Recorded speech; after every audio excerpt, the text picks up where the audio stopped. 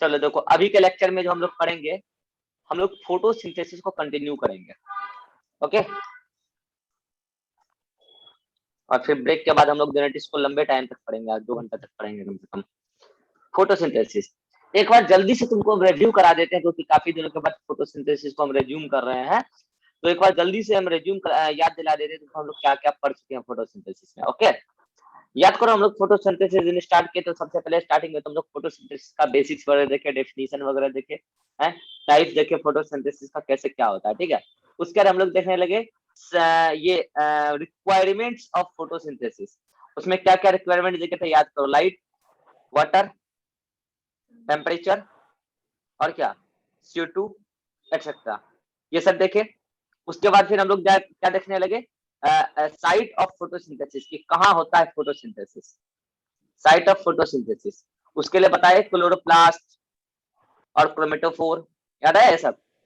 और फिर हम आ गए मैकेनिज्म ऑफ फोटोसिंथेसिस पे, याद आया। मैकेनिज्म में पहले हम लोग लाइट रिएक्शन देखे, लाइट रिएक्शन में साइक्लिक पीटीएस और नॉन साइक्लिक पीटीएस दोनों ही देखे। फिर हम लोग डार्क रिएक्शन पे आए। डार्क रिएक्शन का जो कॉमन मेथड है C3 साइकिल हम लोग पढ़ लिए, C4 पढ़ लिए और कैम्प पढ़ लिए, याद आ गया।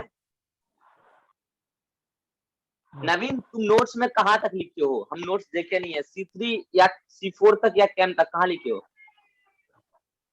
सर कैम डायग्राम नहीं बनाए थे और C4 तक लिख लिए थे, बाकी सब C4 तक पूरा हो गया है। हाँ, डायग्राम छोड़ के। अच्छा, C4 का भी डायग्राम नहीं लिखा बना हुआ है। हो गया नहीं सर। अच्छा ठीक है, तो जो है कि हम कैम के आगे सेलुलर रेस्पिरेशन तक लक्की निधि से लिखवा लेते हैं। हाँ सर। तुम तो नहीं लिख पाओगे अभी। नहीं सर अभी। तो ठीक है, हम इससे लक्की निधि से लिखवा लेते हैं, लेकिन तुम्हारा तबीयत जब ठीक होगा तो प्लांट किंगडम तुमको ही लिखना है, ये बात ध्यान लो। ठीक है सर। प्लांट किंगडम तुमको ही लिखना है ना। तो प्लांट किंगडम जब हाँ रेज्यूम सर। करेंगे तो वो तुमको ही लिखना है, एनिमल टिश्यू हम खुद लिखेंगे। ठीक है, एनिमल टिश्यू हम खुद लिखेंगे। ठीक है सर। चलो, बाकी तो टॉपिक का लिखा हुआ है ही नोट्स। तो हम लोग आज इस कैम प्लांट में कुछ क्वेश्चंस को और डील करते हैं, ठीक है। चलो स्क्रीन पे लाते हैं वो कैम प्लांट का डायग्राम जो तुम लोग को लास्ट क्लास में हम पढ़ाए थे बोर्ड पे। 1 सेकंड रुक जाओ, स्क्रीन पे ला रहे हो।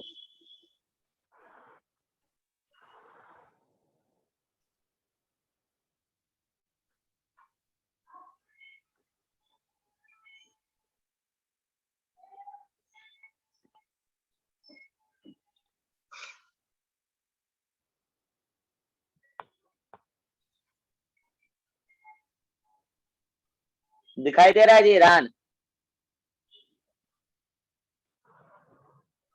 ये सर आप दिख रहा है। उधर कोरोना भी है क्या।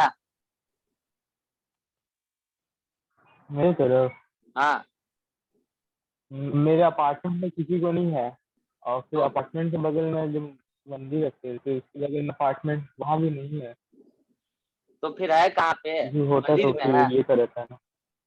मंदिर में है क्या। नहीं सर, वहाँ पे होगा जो लोधीपुर है ना सर, हाँ हाँ, जहाँ अंदर में था क्या, ओ वहीं अच्छा, वो होगा। ओ वहाँ पे है।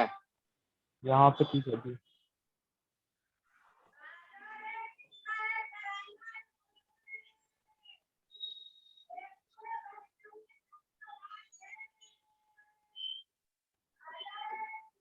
दिख रहा है डायग्राम,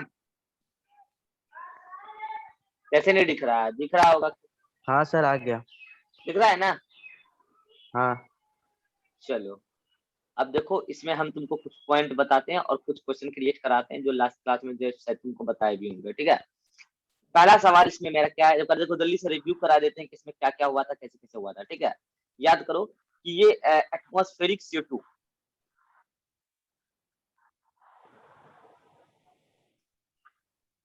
1 सेकंड रुक जाओ।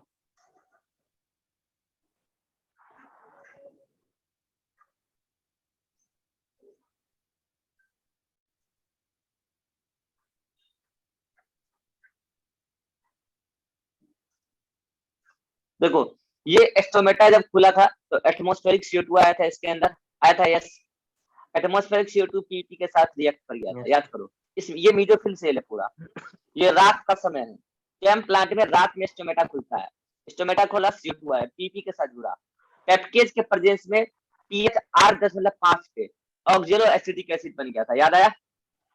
उसके बाद क्या हुआ था, उसके बाद ऑक्जेलो एसिटिक एसिड बन के आ गया क्लोरोप्लास्ट के अंदर, और क्लोरोप्लास्ट के स्टोमा में ऑक्जेलो एसिटिक एसिड का क्या हो गया था, रिडक्शन कौन किया था, NADPH2 या NADH2। NADPH2 कहां से आया, तो NADPH2 आया ग्लाइकोलाइसिस से। कहां से आया, NADPH2 ग्लाइकोलाइसिस नहीं, NADPH2 आया HMP शंट पाथवे से। किससे, HMP शंट पाथवे से। और NADH2 कहां से आया, ग्लाइकोलाइसिस से। कहां से आया, ग्लाइकोलाइसिस से। तो फिर तुम्हारे मन में सवाल आ रहा होगा, सर ये ग्लाइकोलाइसिस और HMP शंट पाथवे क्या क्लोरोप्लास्ट के अंदर चलता है, नहीं, साइटोप्लाज्म में चलता है। और साइटोप्लाज्म में चलता है, लेकिन NADH2 रीजनरेट कहां होता है, बनता कहां है, क्लोरोप्लास्ट के अंदर। कैसे, तो जब ये पढ़ेंगे और जब ये पढ़ेंगे तो तुमको पता चल जाएगा, ठीक है। तो कुल यूं समझो कि रिड्यूसिंग पावर ने, इस रिड्यूसिंग पावर ने कर दिया किसका रिडक्शन, किसका, ऑक्जेलो एसिडिक एसिड का कर दिया रिडक्शन। तो क्या बन गया, मैलिक एसिड बन गया। और मैलिक एसिड बनने के बाद मैलिक एसिड बन के कहां आने लगा, साइटोप्लाज्म में। और फिर ये मैलिक एसिड जाके स्टोर होने लगा किसमें, वैक्यूल्स के अंदर। और वैक्यूल्स के अंदर स्टोर होने के बाद ये रात भर यही काम हुआ, इस लाइन के इधर सारा काम क्या हुआ, रात भर हुआ है। अब 1 सेकंड रुक जाओ।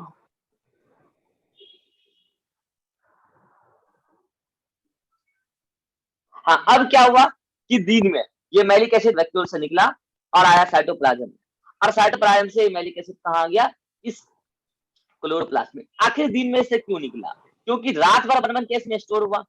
अब इसमें साइटोप्लाज्म में रात भर बन के इसमें स्टोर हो गया, तो जब दिन हुआ तो स्टोमेटा क्लोज हो गया। स्टोमेटा जब क्लोज हुआ तो CO2 का आना बंद हो गया, तो पेप्टेज का बनना बंद हो गया, सॉरी ऑक्जेलो एसिड का बनना बंद हो गया, मैलिक एसिड का बनना बंद हो गया। तो मैलिक एसिड साइटोप्लाज्म में आ नहीं रहा है, तो साइटोप्लाज्म में मैलिक एसिड की कमी हो गई।